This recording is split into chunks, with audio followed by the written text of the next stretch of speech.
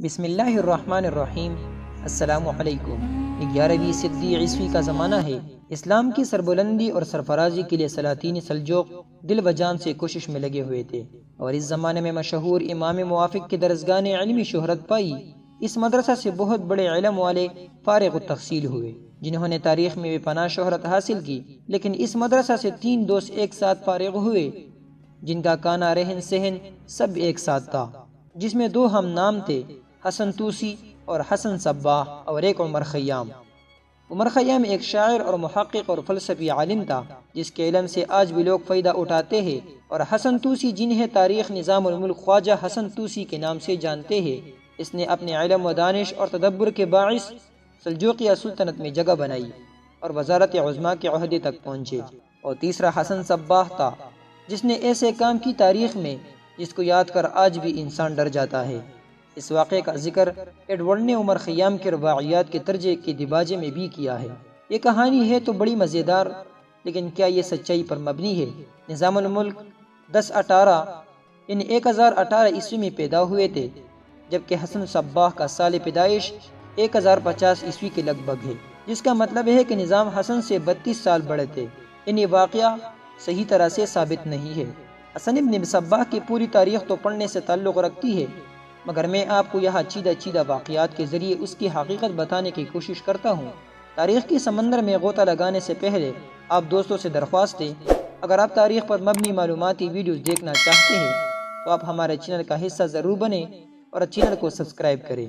حسن صباح کا اصل نام حسن الصباح تھا، اور وہ 1150 کی دہائی میں ایرانی شہر قم میں ایک عرب شیعہ خاندان میں پیدا ہوئے تھے۔ لڑکپن ہی میں ان کے والد اس زمانے کے علمی گڑھ رے چلے گئے تھے۔ یہاں نوجوان حسن نے رائج علوم میں تیزی سے مہارت حاصل کرنا شروع کی۔ اپنے آپ بیتی سرگزشتی سیدنا، جس کے صرف چند ٹکڑے ہی باقی بچے ہیں، اس میں وہ لکھتے ہیں: 7 برس کی عمر سے مجھے علوم کی مختلف شاخوں سے گہرا لگاؤ تھا، اور میں مذہبی رہنما بننا چاہتا تھا۔ 17 سال کی عمر تک میں نے خاصاً علم حاصل کر لیا تھا۔ علوم کی یہ شاخیں دینیات کے علاوہ فلکیات، جیومیٹری، منطق اور ریاضی تھی۔ اسی دوران ان کی ملاقات امیر زرہ ابنمی اسماعیل داعی سے ہوئی، جنہوں نے نوجوان حسن کے زرخیز دماغ کے لیے بارش کا کام کیا۔ حسن ان سے اس قدر متاثر ہوئے کہ وہ اسماعیلی ہو گئے۔ اس زمانہ میں مصر پر فاطمی خاندان کا حکومت تھا، جو اسماعیلی تھے۔ جب حسن قاہرہ پہنچا تو اس کا بڑا استقبال ہوا اور ان کو سراہا، مگر اس دور میں جو فاطمی بادشاہ تھا جو حسن کا مخالف ہوا، اور بادشاہ نے اس کو جیل میں ڈال دیا۔ جس قید خانے میں ڈالا گیا، اتفاق سے زندان کا مینار گر پڑا، اور اس واقعے کو حسن کی کرامت سمجھا گیا اور انہیں باعزت رہا کر دیا گیا۔ اس کے بعد حسن نے مصر میں مزید قیام مناسب نہیں سمجھا اور وہ ایران لوٹ آئے، اور اگلے 9 برسوں تک مختلف علاقوں میں دعوت و تبلیغ میں مگن رہے۔ رفتہ رفتہ انہوں نے اپنی توجہ رودبار صوبے کے علاقے دلمان پر مرکوز کرنا شروع کر دی۔ یہاں انہیں کوہ البرز کی برفانی چوٹیوں میں گرا ہوا ایک قلعہ نظر آیا۔ ان کے مستقبل کے منصوبے کے لیے نہایت سودمند ثابت ہو سکتا تھا۔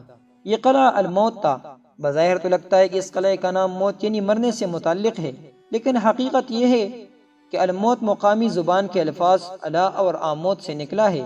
دلمانی زبان میں العقاب ہے، اور آموت فارسی میں آموخت کا مطلب ہے سیکھنا۔ روایت مشہور ہے کہ اس علاقے کا حکمران وہاں شکار کھیل رہا تھا کہ اسے ایک پہاڑی پر عقاب اترتا ہوا دکھائی دیا۔ اسے احساس ہوا کہ اس مقام کا جغرافیہ اس قسم کا ہے کہ اگر یہاں قلعہ بنایا جائے تو وہ ناقابل شکست ثابت ہو سکتا ہے۔ چنانچہ اس نے یہاں قلعہ تعمیر کروایا اور اس کا نام الموت پڑ گیا، یعنی عقاب کا سکایا ہوا۔ حسن نے قلعہ الموت کے آس پاس کے علاقے میں ڈیرے ڈال دیے۔ ان کا پیغام زور پکڑتا گیا۔ دیکھتے ہی دیکھتے خود علاقے کے اندر ان کے ہواروں کی اتنی کثرت ہو گئی کہ قلعہ کے دار حسین مہدی کے پاس اس کے سوا کوئی چارہ نہ رہا کہ وہ قلعے کا اختیار حسن کے حوالے کر کے وہاں سے رخصت ہو جائے۔ قصہ مختصر، چند برسوں کے اندر تقریباً تمام رودبار اور پڑوسی علاقوں میں حسن کی علمداری قائم ہو گئی۔ تاریخ الدان رشید ہمدانی جامع التاریخ میں لکھتے ہیں کہ حسن صباح 35 برس سے اپنے اس قلعے سے باہر نہ نکلا، اور صرف 2 بار اپنے گھر سے باہر نکلا ہے۔ سلجوق سلطان ملک شاہ نے اپنے دور افتادہ سرحدی علاقے چین جانے کی خبر سن کر حسن صباح کی سرکوبی کے لیے 1052 میں عیسوی میں ایک لشکر بھیجا، جس نے الموت کا محاصرہ کر لیا۔ لیکن 4 مہینے بعد شکست کا سامنا ہوا اور ملک شاہ واپس آ گئے۔ رشید الدین ہمدانی کے مطابق حسن صباح کو معلوم ہوا تھا کہ الموت پر سلجوقی کے حملے کے پیچھے دراصل نظام الملک کا ہاتھ تھا۔ انہوں نے ایک دن اپنے فدائیوں سے کہا، تم میں سے کون ہے جو اس ملک کو نظام الملک توسی کے فتنے سے پاک کر سکے؟ ایک نوجوان ابو طاہر ارانی نامی نے ہاتھ بلند کیا اور بعد میں جا کر شیخ الجبال کے فرمان پر عمل کر ڈالا، اور اس دوران خود بھی نظام الملک کے محافظوں کے ہاتھوں مارا گیا۔ یہ حسن صباح کی مہم کا پہلا خودکش حملہ تھا۔ ظاہر ہے کہ سیاسی قتل حسن کی ایجاد نہیں تھی۔ یہ عمل اتنا ہی پرانا ہے جتنے انسانی تاریخ، لیکن جس منظم طریقے سے اور جس وسیع پیمانے پر حسن نے اسے بطور آلہ استعمال کیا، اس کی وجہ سے ان کا نام ان سے مسلک ہو کر رہ گیا ہے۔ قلعہ الموت میں حسن صباح کی زندگی کا یہی وہ دور ہے جو بعد میں آنے والے صدیوں میں اساطیری حیثیت اختیار کر گیا۔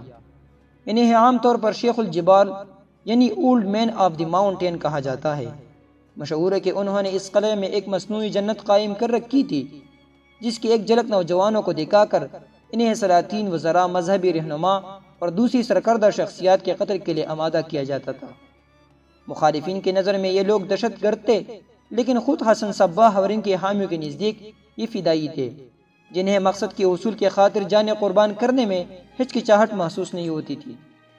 قلعہ الموت میں ایسے تمام فدائیوں کے نام ایک قسم کے رول آف آنر میں داخل کیے جاتے تھے اور انہیں شہید کا درجہ دیا جاتا تھا۔ اور حسن صباح نے جو فدائی بنائے تھے، ان کے بارے میں مشہور ہے کہ وہ کس قدر ان کی تابعدار اور خطرناک تھے۔ کہا جاتا ہے کہ ایک دن کسی ملک کا سفیر الموت آیا ہوا تھا اور اس نے اپنی سپاہیوں کی تعریف کرنا شروع کیا، تو حسن صباح نے کہا، ٹھہرو، میں تمہیں دکھاتا ہوں کہ اصل سپاہی کیا ہوتا ہے۔ وہ اسی وقت سفیر کو قلعے کے چھت پر لے گئے اور وہاں تعینات دو محافظوں میں سے ایک سے کہا، چھت سے کود جاؤ۔ دوسرے کو حکم دیا، اپنا خنجر نکال کر اپنے دل میں پیوست کر دو۔ کہا جاتا ہے کہ جب ایک محافظ بلا چو چراغ قلعے کے بلند فصیل سے کود گیا اور دوسرے نے خنجر اپنے سینے میں کوم دیا، تو سفیر پر وہی ہیبت طاری ہو گئی جو اس نے اپنے زبردست فوج کے ذکر سے حسن پر طاری کرنا چاہی تھی۔ حسن صباح بے حد ذہین سیاسی رہنما اور منتظم تھے۔ ان کے سیاسی و نظریاتی مقاصد کے حصول کے لیے نظریہ بھی درکار تھا اور اس پر عمل پیرا ہونے کے لیے تنظیم بھی۔ انہوں نے یہ دونوں کام کر دکھائے۔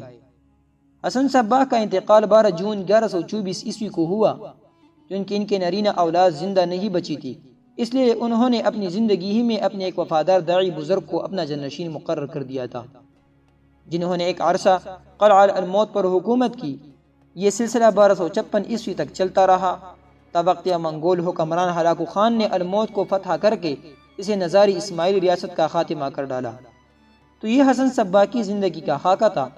اگر آپ کو تاریخی ویڈیو پسند ہے تو آپ ہمارے چینل کو سبسکرائب کریں اور ویڈیو کو لائک اور شیئر ضرور کریں۔